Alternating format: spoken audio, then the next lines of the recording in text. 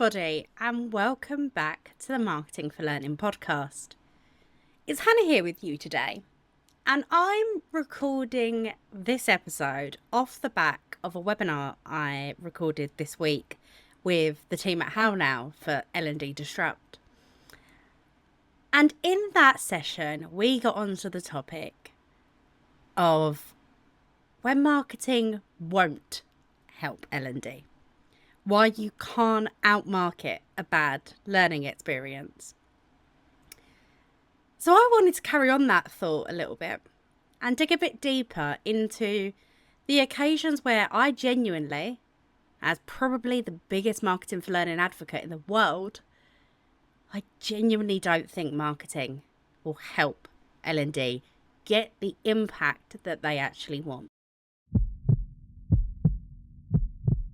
The first example is the one that we talk about most often here at Mass, and it's when we say you can't outmarket a bad learning experience.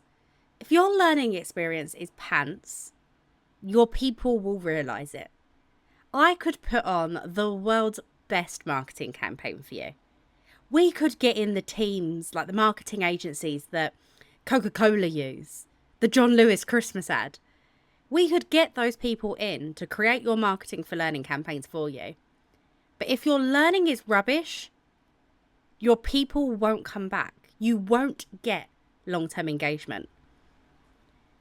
You need to make sure that your learning experiences are also standing up. You wouldn't rebuy a terrible product in the supermarket. So we can't expect our people to repeatedly keep buying a terrible product from us.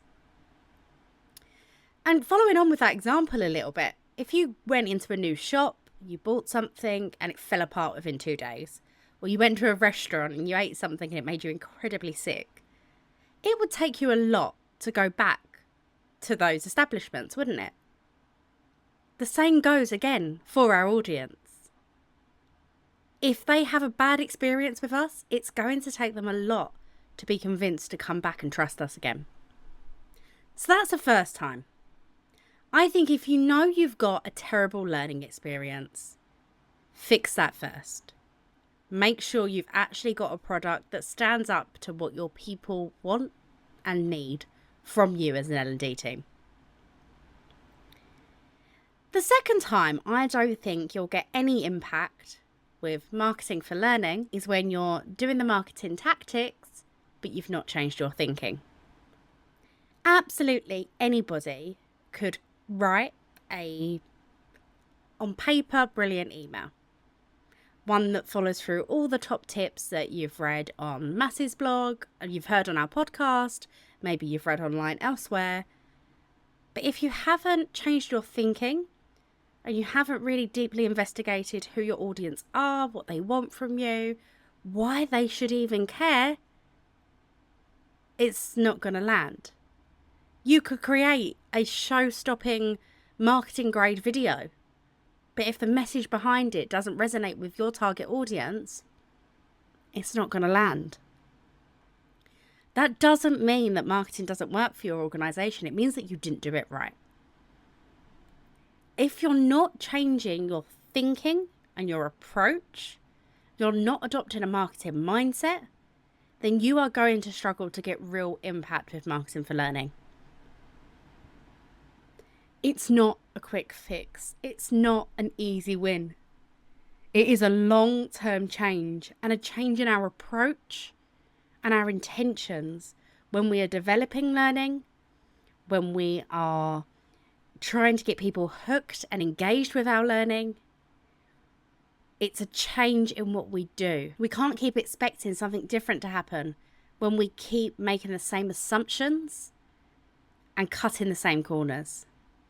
And the final reason why I think marketing for learning wouldn't work for an organisation is if you're refusing to think long term. Marketing, like I've already said in this episode, is not a quick win. It's not a short-term fix. It's definitely not the bit that comes after all the rest of your learning development. It's not just promotion. If you go back and listen to our 4Ps podcast episode, you'll realise that actually promotion is only 25% of what we do in marketing. We need to start thinking long term and bigger picture if we actually want marketing for learning to work.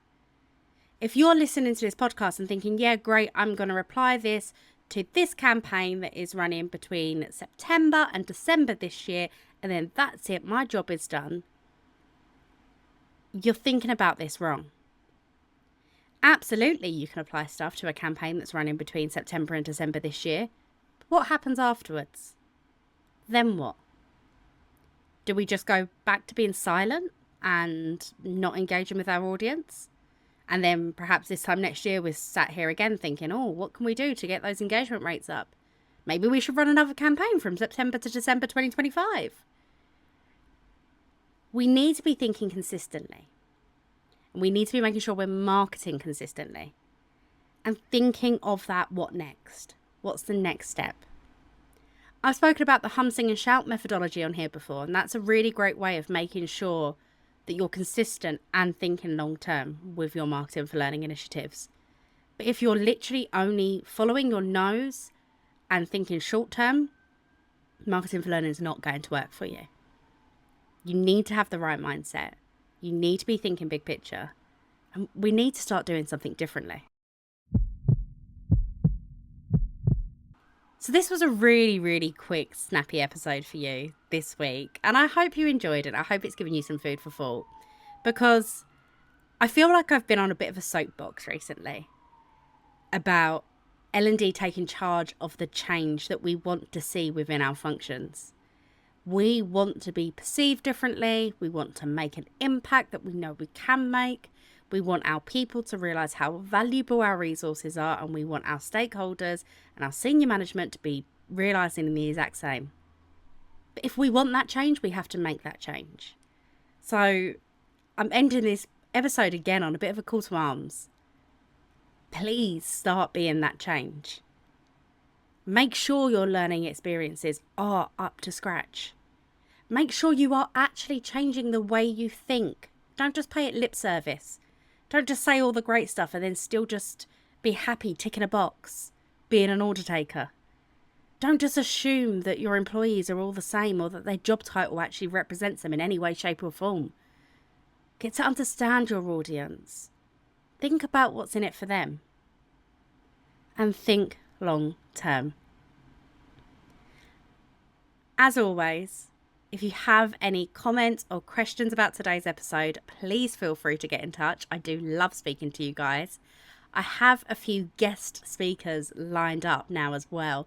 So hopefully if you're getting bored of hearing me whittling on to myself, we'll have some fresh people on the podcast for you very, very soon. But if I don't speak to you before, I'll see you on the next episode of the Marketing for Learning podcast. See you later, guys.